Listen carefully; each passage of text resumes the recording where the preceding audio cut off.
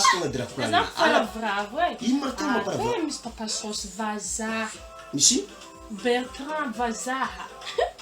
Za fa tsy dinky ko ndeha ino olo mananjany ito ta papa sauce ma? Onde ta papa sauce, papa sauce naha na mila manginy fa magnaraka zay raha atako. Ke za amizay zany ko sefy. Iya, fa zitô ndraiky asanazy zany mandrafitra ozy taminaha za baka mamalimaly hely no fa henany le misy heky iny valiako. Zany mbo misy vola.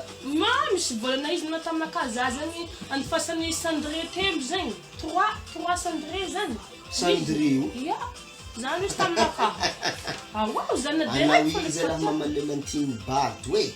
Nagnino? Cendré zany ko wa zany ko famonoan'olo motrontsigiara lefa ka. Zany baka tsy mary. Zany tetika sa voavotra karazana tragno building regny. Ino tsy haiko filazana azy tragno le mitontatonta le misy tafony araiky misy tafony. Fampiasain'olo mbara Araha Cendré mbô zany. zahavy tô raha boakany aminato. Ino? Nandefa vola? Nandefa WhatsApp sa WhatsApp tsy haiko.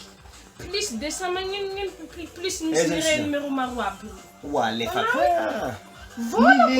Vola ni tsy mahazonda. Voilà. Vola ndelagny amin'ny Rozy kunne Rozy tavadir baka. Tanà resy franiny vola. Raha magnan'inty koragnesinao aminaky. Anao Numéro WhatsApp ngarani fa tsy vola zany. Ala bosongana vena. vena. Raha vandeminaha vazaha tsy nanjary vazaha tolaha. Wow. Cendré famonagna teny tsigara tanao Cendré building.